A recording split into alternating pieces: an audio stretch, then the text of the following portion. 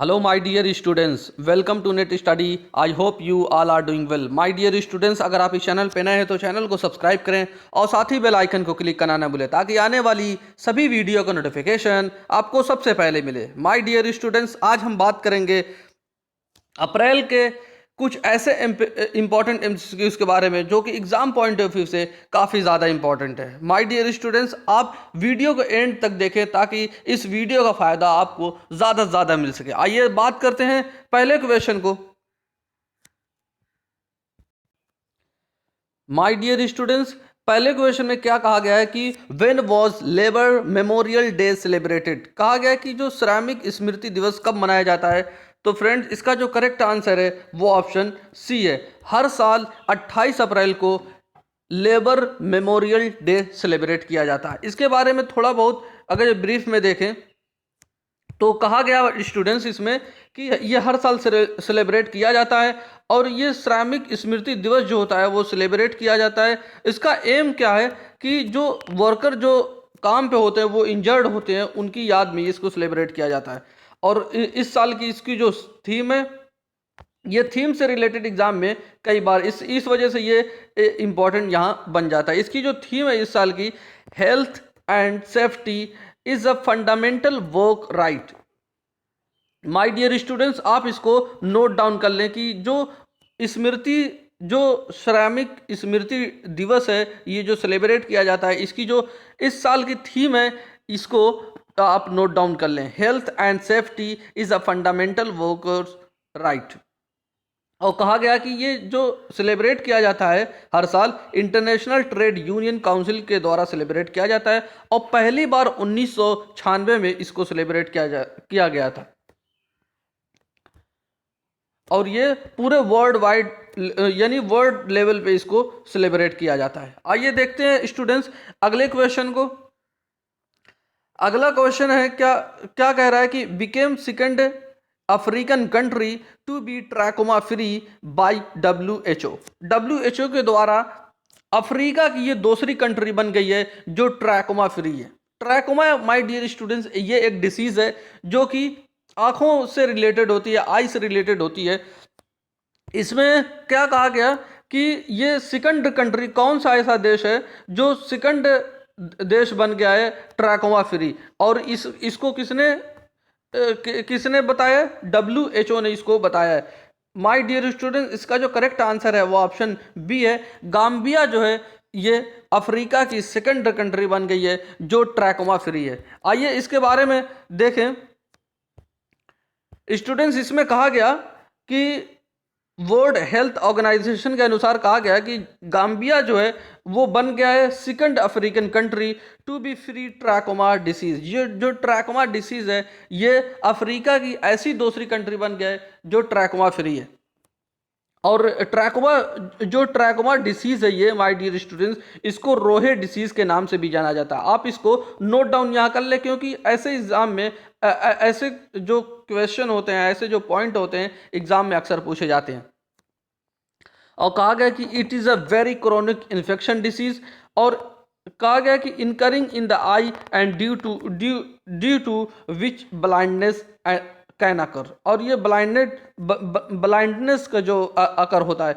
और कहा गया कि गाम्बिया जो होता है बिकम हो गया है second country to be liberate, यानी इससे आज़ाद हो चुका है ट्रैकोमा जो डिसीज से. ये गाम्बिया ये सेकंड कंट्री बन गया अफ्रीका की जो इससे आज़ाद हो चुका. और ये अगर WHO की बात करें माय डियर स्टूडेंट्स, काफ़ी इंपॉर्टेंट है. ये बहुत बार एग्जाम में यहाँ से क्वेश्चन पूछे जा चुके हैं कि WHO का हेडक्वार्टर कहाँ पे है. तो फ्रेंड इसको नोट डाउन कर लें. स्विट्जरलैंड में WHO का हेडक्वार्टर है. और ये WHO जो है इस्टेब्लिश किया गया था 1948 में. ये दोनों पॉइंट तो आप नोट डाउन कर ही लें ताकि जो आने वाले एग्जाम में ऐसे क्वेश्चन पूछें तो आप इसको अच्छे से सॉल्व कर सकें. आइए देखते हैं स्टूडेंट्स अगले क्वेश्चन को.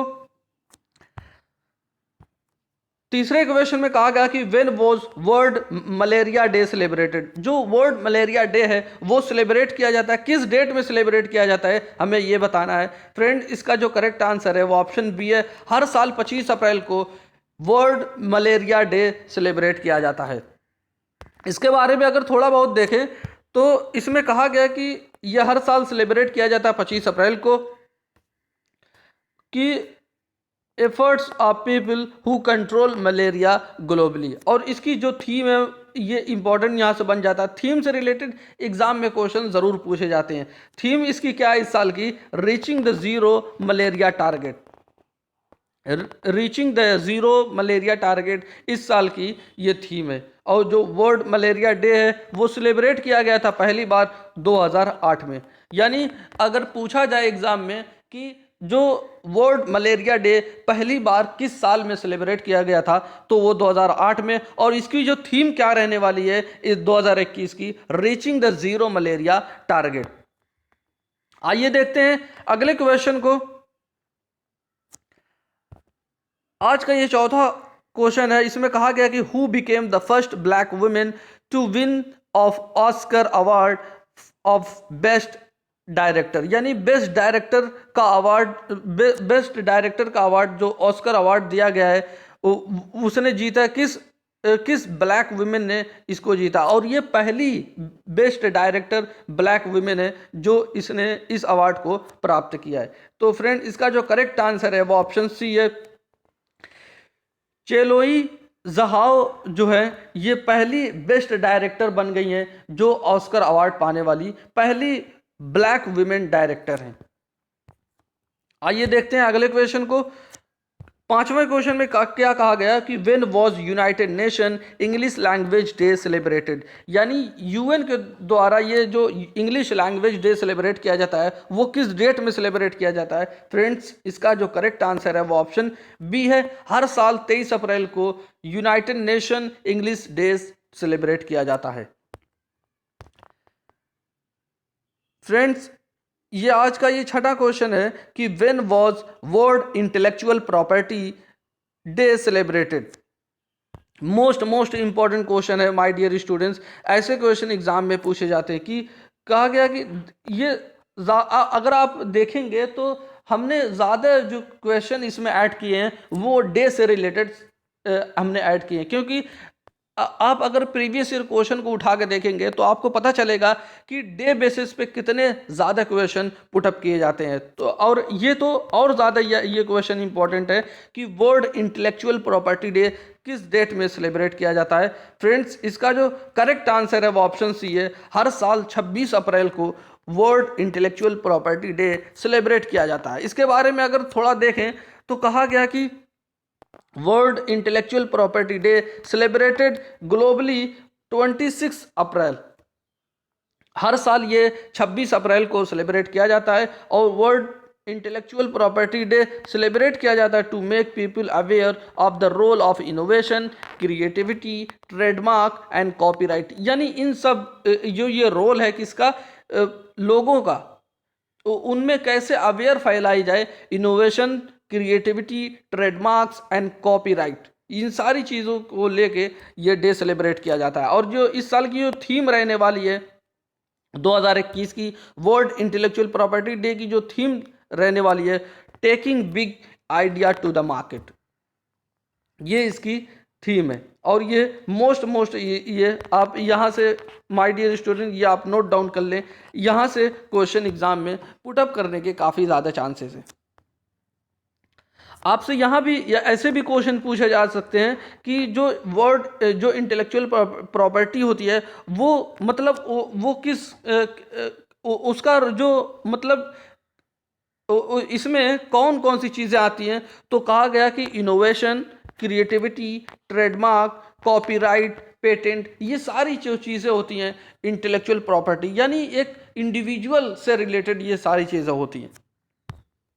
आइए देखते हैं अगले क्वेश्चन को। सातवें क्वेश्चन में कहा गया कि when was international dance day celebrated.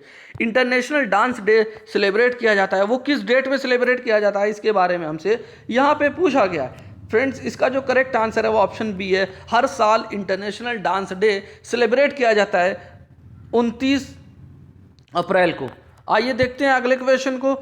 आठवें क्वेश्चन में कहा गया कि the ADB estimated what percent of India's GDP in the year 2021 to 2022।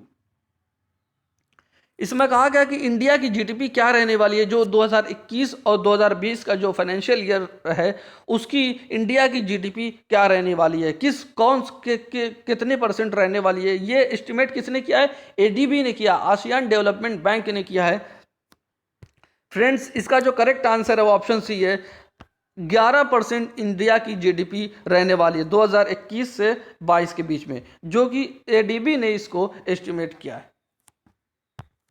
अगर एडीबी के बारे में माय डियर स्टूडेंट थोड़ा देखें तो ये काफ़ी इम्पोर्टेंट संस्था है, ये इम्पोर्टेंट बैंक है, क्योंकि इससे रिलेटेड एग्जाम में बहुत बार क्वेश्चन पूछे जा चुके हैं।